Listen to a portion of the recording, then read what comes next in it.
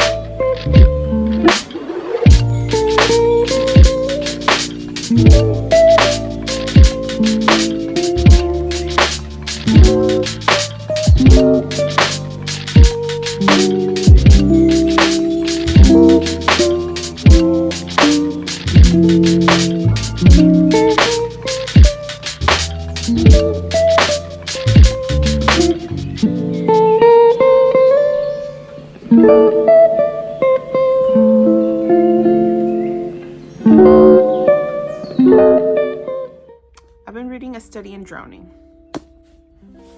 I don't like Yanto. I don't like him.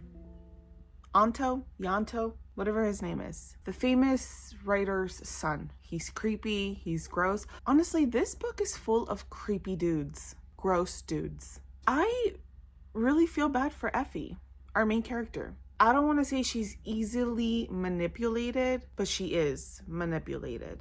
And I think that she lets herself be manipulated because of her condition, which she suffers from. She has low self-esteem, I believe. Our girl is going through some hard stuff, and I feel for her. I feel bad for her. And it breaks my heart that these gross men around her are taking advantage of her. The only one that I do like is Preston. Preston's nice.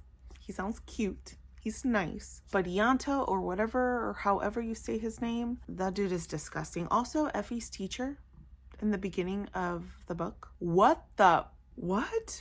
Honestly, the biggest theme that I'm taking away from this book right now is gross men. Gross men who take advantage of their power status and use it for their own advantage. That is what this book is giving me right now. I am a little bit over halfway into this book, and so far I am enjoying it.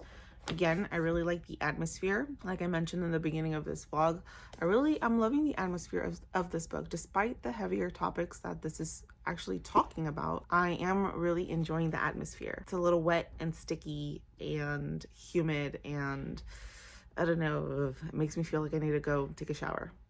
Which I feel like are all great things if a book is making you feel like that. So far, I'm enjoying it. I haven't been able to read How the Garcia Girls Lost Their Accents. Yesterday, it was a day full of editing, and because I am listening to that on audiobook, I couldn't get to it. But right now, I am really stuck on A Study in Drowning, so I'm going to continue reading that, and I hope that I can finish this book by today or tomorrow. So yeah, that is all the update that I have for you guys.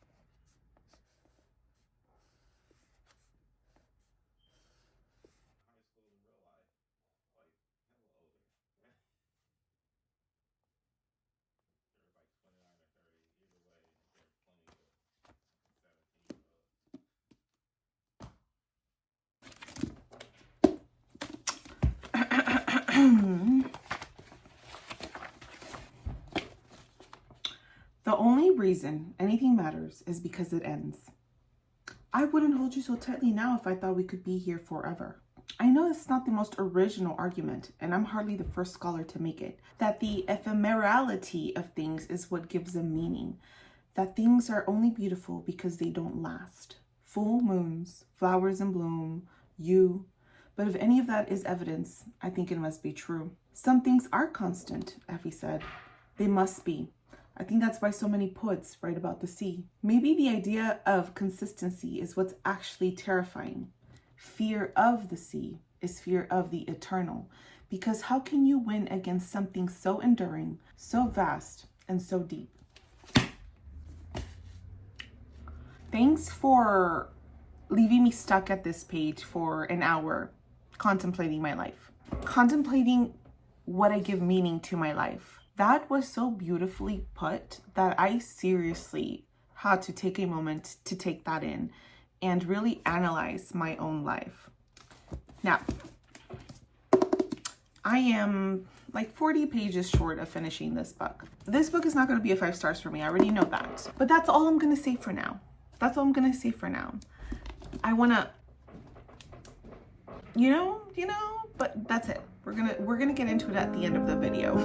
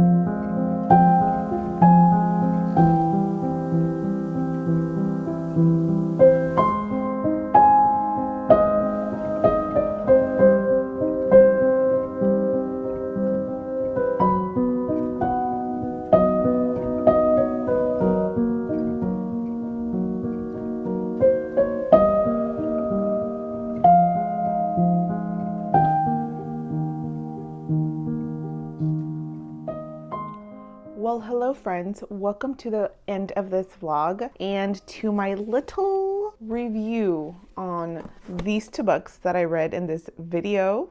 I'm gonna tell you everything about what I like, what I didn't like, what I thought about them, what these books did really well on. These were definitely two very different books, which I'm glad because it kind of gave me a break in between them. It's kind of hard for me when I'm reading back-to-back books that are based in the same world or are about similar things. If I'm doing that, I feel like the story or the themes get overly saturated and I get bored. So let's talk about them. So I'm gonna start off with A Study in Drowning. If you see me looking over here, it's because I have a few notes, because if you have the memory that I do, you need notes. Otherwise, you would lose your head. So let me tell you first what A Study in Drowning by Miss Ava Reed is all about. In this story, we are following our main protagonist, whose name is Effie, and Effie goes to this university. However, in this world, women are not allowed to pursue certain careers, and one of them is literature or writing or something in that nature, but they're not allowed to become writers, essentially. One of the only careers that women can pursue in this world is becoming architects. I believe that in this world, they look at literature and writing as something very prestigious and something that only very smart people can do. And in this world, women are not looked at as smart. Sounds very familiar. So Effie's real passion is to become a writer, but she has to sort of settle for studying architecture. I'm not going to do any spoilers. I forgot to mention that, but I'm going to try my best not to say any spoilers. So Effie comes from a pretty troubling background. She was sort of born out of wedlock, and you could tell that she has some sort of mother trauma going on. Her and her mother don't have the best relationship. Her mother doesn't seem to really care for her, which is pretty sad. It's very sad, actually. Something happened when Effie was young where her mom tried to give her up sort of for adoption, but in a very not cool way. I'll just say that. And because of that circumstance, Effie loses a finger, which you have to read the book to know why she loses that finger while she's being given up for adoption when she was a baby. Her mom ends up changing her mind and goes and gets her baby daughter back. Of course, we're only told this story now that Effie is grown up. This story does not follow Effie when she's young. It follows Effie now as an adult while she's in college.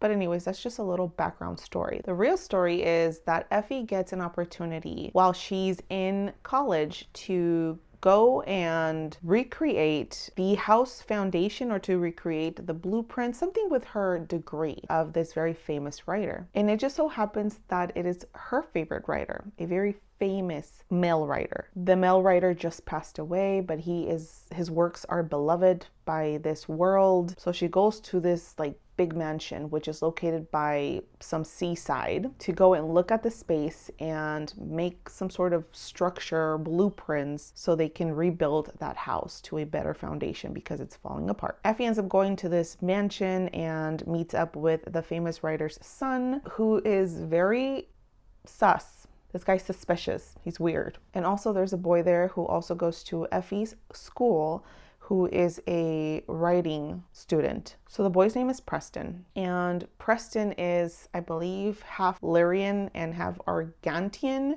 which are the races in this world. And I believe it's Argantians that are looked down upon. And Effie is a I think it's Lyrian or Lur. I might be saying these wrong, but there's two races on here. Preston is both and Effie is another. So Effie already kind of feels a little weird way about him because he is half Argantian, which, like I mentioned, is looked down upon. But also Effie doesn't really like Preston because he is studying to be a writer, something that Effie has always wanted, but because of her gender, she can't. Preston is there to write a sort of memoir, or he's working on something to write about the famous writer. So one of the most famous works that this famous writer left behind, I believe, is titled The Fairy King. And Effie is obsessed. And when I say obsessed, she is obsessed with this story.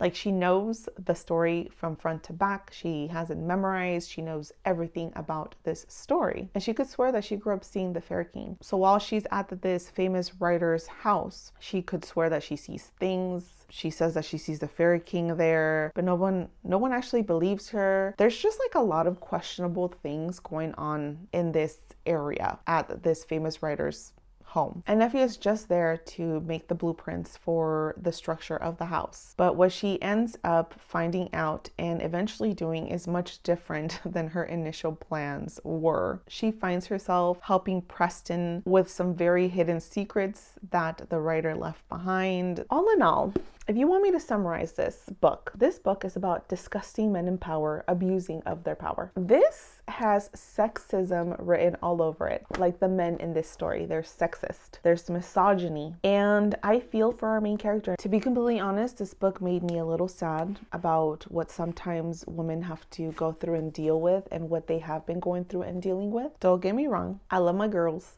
I love being a woman, but this book really reminded you about some harsh realities about our society, even today. There's a lot of lying and betrayal in this book. This book is about the people that we look up to, our heroes, not being who we thought they were, and what that means about us, because many of us grew up fantasizing and really looking up to some amazing people, and then when we find out they were not who we thought they were this whole time, we in a way lose a sense of ourselves. And that is what Effie is navigating in this story when she uncovers some hidden truths about her favorite author in this very eerie, very atmospheric novel. We do follow a very naive and unreliable main character, and I found that very annoying. I often got very frustrated with Effie. Again, she is struggling, and you can tell she's struggling with her mental health. And for me, I took that into consideration with her unreliableness and her naiveness. You can clearly see that she has some very unresolved trauma. So please look up the trigger warnings for this book, because there are a lot. Some of the things that I feel like this book lacked was maybe another POV, especially a POV from Preston. There is a sort of romance going on between Effie and Preston, but because we don't get Preston's POV, I feel like the romance just really didn't do much for me. I feel like it was very subtle. It was just very whatever. Even the little spice moment that happens, I just found it very boring, very bland. So I feel like if we would have gotten Preston's POV, especially the romance between them, would have been a lot stronger. And also because of Preston's significance in this story and also uncovering the hidden truths, it would have just made the story a lot more stronger. I also wanted to see more world building in this book. I feel like it was very atmospheric, and that's what it did very well on. But also the world, like you kind of jump into it being told what this world is, but there's not enough world building to really submerge you into the story. You get a little bit of context and a little bit of history of how certain things were set in place in this world's society, but again, it doesn't go really too deep into the world to where you feel like you're actually in the world. And then another thing that I really disliked was that the chapters were way too freaking long. I don't need a chapter that is taking me like 30 minutes to get through. Some of these chapters were like 40 pages or more. That's just not gonna cut it for me. I'm not a long chapter girly. I just don't give me long chapters. Please let me catch my breath in between chapters, so make my chapter short. Overall, I like this story, but I feel like the big themes were not original. You are given a lot of things that happen in our world, in the real world, and slamming them onto this story. So I feel like these were themes that were given. They were not really that original. I feel like this story would have been a lot stronger if we would have developed the Fairy King more, the Fairy King that is mentioned all the time in this book. I would have loved to see more of who the Fairy King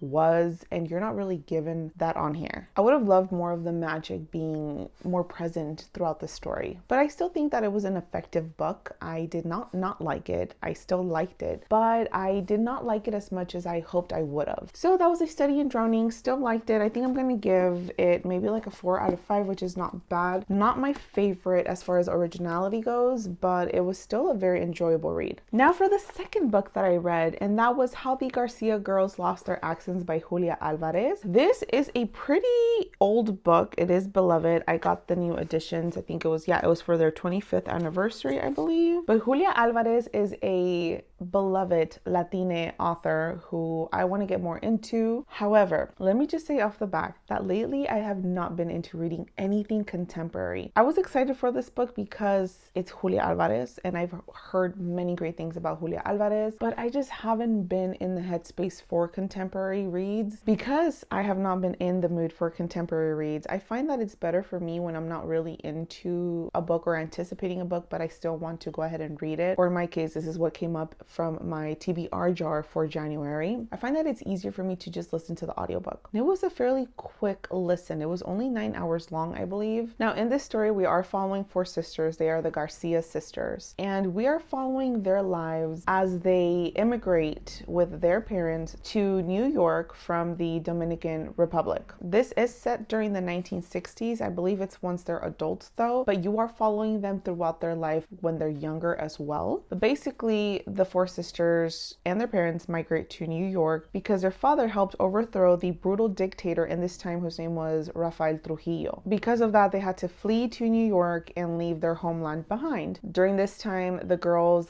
the 4 sisters, were little, so they had to adapt to American life in New York. That meant adapting to the language, that meant adapting to American society. Each chapter is based on a different sister, and it's sort of like taking you through a memory of that sister. Each chapter is not in chronological order, it's a memory, like I mentioned, of a sister. So because of that, you are following 4 POVs. Now, I mentioned my struggle with a variety of POVs. My brain cannot handle a variety of POVs. I could do 2, maybe even 3. But once it gets to 4, I'm like, wait, who is this again? I recently learned that this book is actually about the author. The author is one of the sisters whose name on here is Yolanda. So this is sort of a fictionalized autobiography, which I thought was really cool to get that perspective from the author. But that's what this book is pretty much about. It's pretty much about the Latine American immigrant experience, what it means, what it looks like, what it feels like when immigrants, especially Latine immigrants, come to America, and how that feels and looks like leaving behind their motherland and what they voyage through and go through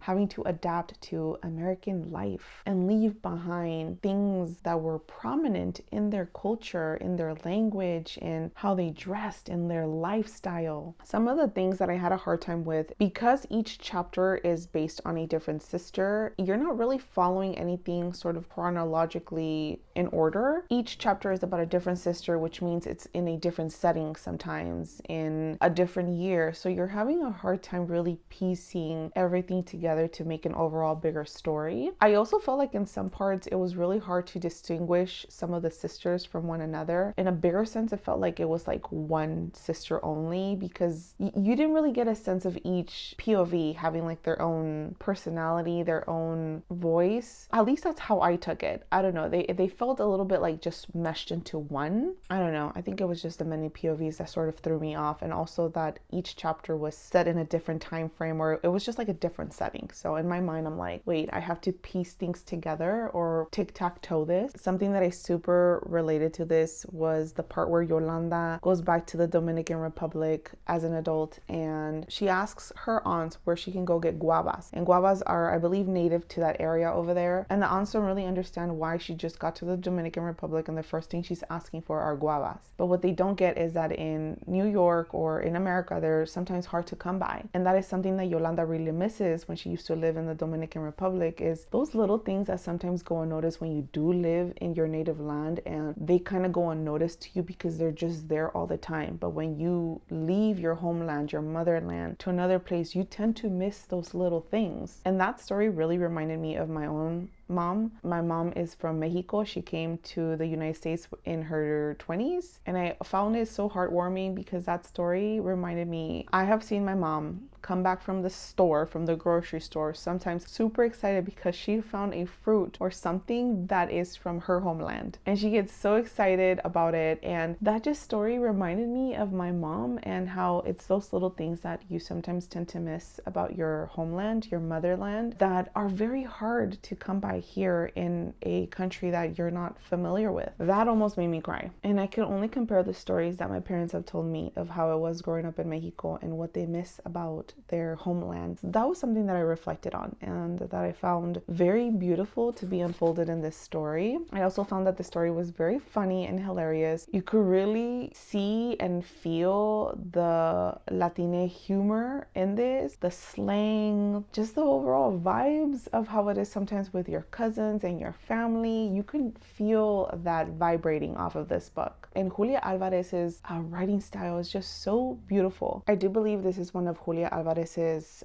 first books that she ever published, but she published a lot more after this. So I read that her writing is very premature, that you can really see it develop in her later works. But overall, I really enjoyed this book. I still thought that her writing style was beautiful. I think for me, this book is going to be a 4 stars. So my friends, I got 4-star books here and I really enjoyed them. I'm so glad that these came up for my January TBR. One that I recently bought that I was super anticipating to read, and one that has been sitting in my bookshelf for a while now. So that was a good little combination. I have already reached my goal for this year of reading 4 books. So I'm currently on my 5th book and I'm so excited about that. So I'm going to tell you all about all of the books I read in January on a January reading wrap-up video eventually. With that being said, friends, I really hope that you enjoyed this video. I really enjoyed making it. It is the first reading vlog of the year. So if you enjoy these kind of videos, please support my channel by giving me a follow, by liking my video, by commenting and engaging. It really helps me out with the YouTube algorithm and it gets me one step closer to reaching my YouTube goals. So I'm going to leave you with our quote of the year, friends, and that is to remember that you can create the life that you want because you so deserve it. And until then, friends, take care and